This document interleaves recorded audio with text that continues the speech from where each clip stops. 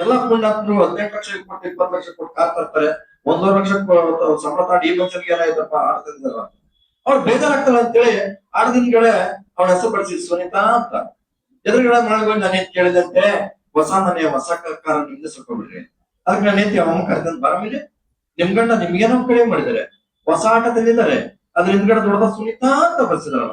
ಅಯ್ಯೋ ನಮ್ ಗಂಡ ಹೊಸ ಆಟ ತಂದಿದ್ದಾರೆ, ಅದ್ರ ಹಿಂದ್ಗಡೆ ದೊಡ್ಡದ ಸುನಿತಾ ಅಂತ ಬರ್ಸಿದ್ದಾರೆ, ಅದ್ರ ಕೆಳಗಡೆ ಬಾಡಿಗೆಗೆ ಅಂತ ಬರ್ಸಿದ್ದಾರೆ. ಚಪ್ಪಾಳೆ ಹೊಡಿತಿದ್ರೆ ಒಂದು ಶಕ್ತಿ ಬರುತ್ತೆ ನೋಡಿ. ಗಂಡ ಹೆಂಡತಿ ಕೆಲವು ಸಮಯದಲ್ಲಿ ಮನಸ್ಸು ಬಿಚ್ಚಿ ಮಾತಾಡ್ತಾರೆ, ತುಂಬಾ ಸೋಷಿಯಲ್ ಮಾತಾಡ್ತಾರೆ ಸರ್. ಗಂಡ ಹೇಳ್ದ ಆ ಮೂಲ ಮನೆ ಮೀನಾಕ್ಸಿರ ಆದ್ರೆ ಖರ್ಚು ಬಂದ್ಬಿಡುದು ಕಡೆ. ಹೌದನ್ರಿ? ಅಯ್ಯೋ ಏನ್ ಬಿಟ್ಟಿದ್ದಾಳ ಅವಳು. ಹೌದನ್ರಿ? ಅವಳ ಒಬ್ಬಳೆ ಬಂದಿದ್ಲೇನ್ರಿ? ಕಣ ಅವಳ ಒಬ್ಬಳೆ ಬಂದಿದ್ಲು. ಅವ್ಳ ಜೊತೆಗೆ ಯಾರು ಬಂದಿದ್ದಿಲ್ಲನ್ರಿ? ಇಲ್ಲ ಕಣ ಅವ್ಳ ಜೊತೆಗೆ ಯಾರು ಬಂದಿದ್ದಿಲ್ಲ. ಅವ್ಳ ಜೊತೆಗೆ ಅವ್ಳ ಗಂಡ ಬಂದಿದ್ದಿಲ್ಲನ್ರಿ? ಇಲ್ಲ ಕಣ ಅವ್ಳ ಗಂಡ ಬಂದಿದ್ದಿಲ್ಲ. ಅಯ್ಯ ಅವಳ ಗಂಡ ನನ್ ಖರ್ಚು ಬಂದ್ಬಿಡ್ಬೇಕನ್ರಿ. ನೋಡಿ ಇತ್ತೀಚೆಗೆ ಒಂದು ಹೊಸ ಹೊಸ ಖಾತೆಗಳು ಕೊಡೋದು ಮತ್ತೆ ಮಜಾ ಕೊಡ್ತಾ ಹೋಗ್ತಾರೆ. ಅದನ್ನ ಲೋವರ್ ಸರ್ ಹೇಳಿದ್ರೆ ಉಲ್ಲಾಸ ಅಂತೆ, ಡಾಕ್ಟರ್ ಸರ್ ಹೇಳಿದ್ರೆ ಕೈಲಾಸ ಅಂತೆ. ಅದೇನೋ ಇನ್ನು ಬೇರೆ ಬೇರೆ ಹೇಳ್ತಾರೆ. ನಮ್ಮ ಹೆಣ್ಮಕ್ಳು ಮಾತಾಡ್ತಾರೆ ಊರಿಗೆ ಬಂದ್ರೆ ನೀರಿಗೆ ಬಂದಂಗ ಇರ್ತ ಅಂತ ಮಾತಾಡ್ತಾರೆ. ನಮ್ ಕೆಟ್ಟ ಗಂಡಸರು ಹೇಳ್ತಾರೆ ಊರಿಗೆ ಬಂದ್ರೆ ಬಾರಿಗೆ ಬಂದಂಗ ಇರ್ತಾನ ಅಂತ ಮಾತಾಡ್ತಾರೆ. ಇನ್ನು ಕಿವಿನೆಲ್ಲ ತಿಟ್ಕೊಂಡ್ರೆ ಸೀತಾ, ಮೂಗಿನೆಲ್ಲ ತಿಟ್ಕೊಂಡ್ರೆ ಗೋತ, ಈ ತರ ಹೊಸ ಹೊಸ ಕಥೆ ಹುಡುಕೊಂಡವೆ. ಒಂದ್ ಗಾದೆ ಇದೆ, ಗಂಡ ಹೆಂಡರ ಜಗಳ ಹುಡುಗ ಮಲಗತ್ತ ಅಂತ ಒಂದ್ ಗಾದೆ ಇದೆ. ಅದು ಇವತ್ತು ಬಿಡಿ ಎಲ್ಲ ಕಡೆ ಗಂಡ ಹೆಂಡರ ಜಗಳ ಹುಡುಗ ಮಲಗಿದ ಜಾಸ್ತಿ ಆಗ್ತೈತೆ. ಅದೇ ತರ ನಮ್ಮ ಮನೆ ಇಬ್ರು ಗಂಡ ಹೆಂಡತಿ ಜಗಳ ಆಡ್ತಾ ಇದ್ರು.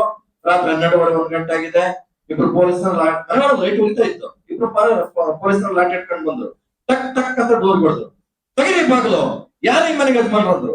ಅದೇ ಇನ್ನು ಡಿಸೈಡ್ ಆಗಿಲ್ಲ ಅಂತ ಹೇಳ್ತು. ಆತರ ನಮ್ ಸುತ್ತಮುತ್ತ ಸಾಕಷ್ಟು ಇರುತ್ತೆ ಸ್ನೇಹಿತರೆ. ನನ್ ಮದುವೆಗೆ 2 ವರ್ಷ ಆಗಿತ್ತು. ಸ್ವಲ್ಪ ಸಮಯ ಏನೋ ರಿಸ್ಟ್ರಿಕ್ಷನ್ ಇದ್ರೆ ಹೇಳ್ಬಿಡಿ ಮೊದ್ಲೆ ಯಾಕಂದ್ರೆ ಯಾಕಂದ್ರೆ ನನ್ನ ತುಂಬಾ ಅಪವಾದ ಇದೆ. ಅದೇ ನನ್ನ ಹೆಣ್ಮಕ್ಳು ನೀರಲ್ಲಿ ಬಿಡುವ, ಹೆಣ್ಮಕ್ಳು ಸೀರೆಕಾಲ್ ಬಿಡಬಾರ್ದಂತೆ, ಎಮ್ಮೆಗಳನ್ನ ನೀರಲ್ಲಿ ಬಿಡಬಾರ್ದಂತೆ, ಮಕ್ಳು ಜಾತ್ರೆ ಬಿಡಬಾರ್ದಂತೆ, ಈ ಬೆಂಬಲ ಕಂಬ ಕೈ ಮೈಗೆ ಕೊಡಬಾರ್ದಂತೆ. ನಾನು ಎಂದು ಸಾಕಾಯ್ತಂತ ಎಂದು ಬೈಕ್ ಇಡಲ್ಲ. 2 ಗಂಟೆ ಆಗಲೇ 4 ಗಂಟೆಗೆ ಮಾತಾಡ್ತಿದ್ದೆ.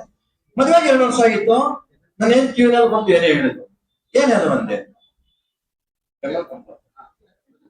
ಮದುವೆಗೆ 2 ವರ್ಷ ಆಗಿತ್ತು. ನಾನು ಏನ್ ಕಿವಿನಲ್ಲಿ ಬಂದು ಏನ್ ಹೇಳಿದ್ರು, ಏನೇ ಅದು ಅಂದೆ.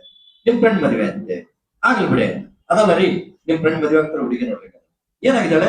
ಅಯ್ಯೋ ಹುರುಪಿಕೊಂಡ್ರೆ ಒಂದ್ ಚೂರು ಚಂದಿಲ್ಲ. ಅದಕ್ಕೆ ನಾನೇನ ಮಾಡ್ಲಿ ರೀ, ನೀವ್ ಫ್ರೆಂಡ್ ಹತ್ರ ಹೋಗ ಮಾತಾಡಕ್ಕಾಗಲ್ವಾ?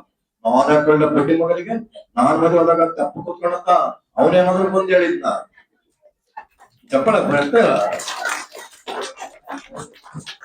ನಾನು ಏನ್ ಕೇಳಿದ, ನಾನು ಆನಂದಕ್ಕೂ ಪರಮಾನಂದಕ್ಕೂ ಏನ್ ವ್ಯತ್ಯಾಸ ಅಂತ ನೋಡಿ. ನಾವು ನೀವೇನಾದ್ರು ಜಗಳ ಮಾತ್ರ ಆನಂದ ಬೇರೆ, ಪರಮಾನಂದ. ನಾನೇನ್ ತುಂಬಾ ಸ್ಪಷ್ಟವಾಗಿ ಹೇಳಿದ್ರು.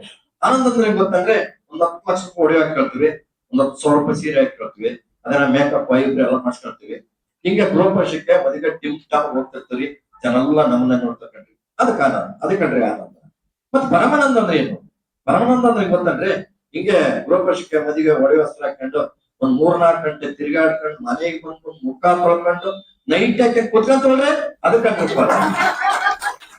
ಸ್ನೇಹಿತರೆ. ಅಕ್ಕ ತಂಗಿ ಬಗ್ಗೆ ಮಾತಾಡ್ಬಿಡ್ತೀನಿ ಅಷ್ಟೇ. ಹೆಣ್ಮಕ್ಳು ಅರ್ಥ ಸೊಸೆ ಬಗ್ಗೆ.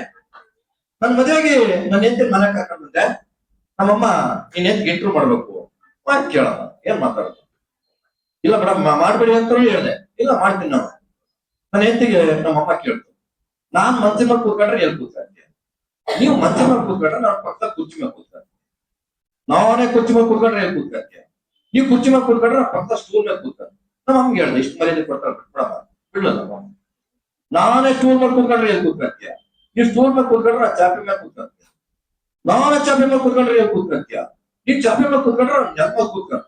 ನಮ್ಮಮ್ಮಗೆ ಹೇಳ್ದೆ, ಇಷ್ಟು ಮರ್ಯಾದೆ ಕೊಡ್ತಾರೆ ಬಿಟ್ಬಿಡಲ್ಲ. ನಮ್ಮಮ್ಮ ಬಿಡ್ಲಿಲ್ಲ. ನಾನೇ ನೆಲ ಮೇಲೆ ಕೂತ್ಕೊಂಡ್ರೆ ಎಲ್ಲಿ ಕೂತ್ಕೊಂತೀಯ, ನನ್ ಗುಂಡಿ ಒಳಗ್ ಕೂತ್ಕೊಂತದ್ದು ನನಗೆ. ನಾನೇ ಗುಂಡಿ ಒಳಗ್ ಕೂತ್ಕೊಂಡ್ರೆ ಎಲ್ಲಿ ಕೂತ್ಕೊಂತೀಯ, ಮೇಲೆ ಮಣ್ಣೆ ಬಿಡ್ತೀನಿ. ಸ್ನೇಹಿತರೆ, ಸುಮ್ನೆ ನಮ್ಮ ಸಭೆನ ತೊಂದರೆ ಕೊಡಕ್ ಇಷ್ಟಿಲ್ಲ. ಚೆನ್ನಾಗಿ ನಡೀತಾ ಇದೆ ಕಾರ್ಯಕ್ರಮ. ನಾನು ಹೀಗಾಗಿ ಒಂದು ಕೊನೆಯದಾಗಿ ಒಂದೇ ಒಂದು ಘಟನೆ ಹೇಳ್ಬಿಟ್ಟು ನಾನು ಮುಗಿಸ್ಬಿಡ್ತೀನಿ ನನ್ನ ಕಾರ್ಯಕ್ರಮನ. ಲಾಸ್ಟ್ ಇದು, ಮೈಸೂರಿನ ಕಲಾಮಂದಿರದಲ್ಲಿ ಒಂದು ಹಾಸ್ಯ ಕಾರ್ಯಕ್ರಮ ನಡೀತಿತ್ತು 2004ರಲ್ಲಿ. ಪ್ರಾಣೇಶ್ವರ್, ಕೃಷ್ಣಗೌಡರು, ಮಾಮನಿ, ನಾನು ವೇದಿಕೆಯನ್ನು ಕೂತ್ಕೊಂಡಿದ್ದೆ.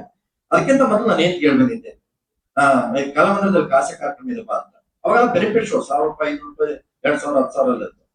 ನಾನು ಏನ್ ಮನೆ ಕೆಲಸ ಮುಗಿಸ್ಕೊಂಡು ಬಂದಿದ್ದಾಳೆ. ಬಂದ್ಬಿಟ್ಟು ಅಲ್ಲಿ ಸೆಕ್ಯೂರಿಟಿ ಕೇಳಿದಾರೆ, ಅಲ್ಲಿ ಬೆಂಬಲ ಕಂಪ ಕೂತಿದ್ರಲ್ಲ ಜೂನಿಯರ್ ಪ್ರಾಡಕ್ಟ್ಸ್, ಅವ್ರು ಹೇಳ್ತೀನಿ ನಮ್ಮ ಒಳಗಡೆ ಅಂತ. ಸೆಕ್ಯೂರಿಟಿ ಹೇಳ ಆತರ ಮಾತಾಡೋಣ 5,000 ಟಿಕೆಟ್ ತಗೊಂಡ. ಈಗ ನನ್ನ ಹೆಂಡತಿ ಸೆಕ್ಯೂರಿಟಿ ಒಂದು 10 ನಿಮಿಷ ಚರ್ಚಾಗಿದೆ. ನನ್ನ ಹೆಂಡತಿ ಜೋರಾಗಿ ಕಿರ್ಚಿದ್ದಾಳೆ, ರೇ ಅಲ್ಲಿ ಬೆಂಬಲ ಕಂಪಪ್ಪ ಅಂತ ಕೂತಿದ್ದಾಳೆ, ಅವ್ರು ಹೆಂಡತಿ ಕಂಡ್ರೆ ಬಿಡಿ ಅಂತ. ಸೆಕ್ಯೂರಿಟಿ ಸಿಟ್ಟು ಬಂದ್ಬಿಡಿದೆ. ಮೇಡಮ್ ಆ ತರ ಬೆಂಬಲ ಕಂಪ್ಲಪ್ನ ಏನ್ ಅಂತ ಹೇಳ್ಕೊಂಡು ಆಗಲ್ಲ 5 ಜನ ಒಳಗಡೆ ಹೋಗಿದ್ದಾರೆ. ಸ್ನೇಹಿತರೆ ನನ್ಗೆ ನಿಜವಾಗ್ಲೂ ಅವತ್ತ ಗೊತ್ತಾಯ್ತು ನಾನು ಇಷ್ಟೊಂದು ಸುಂದರವಾಗಿದ್ದಾರಂತ.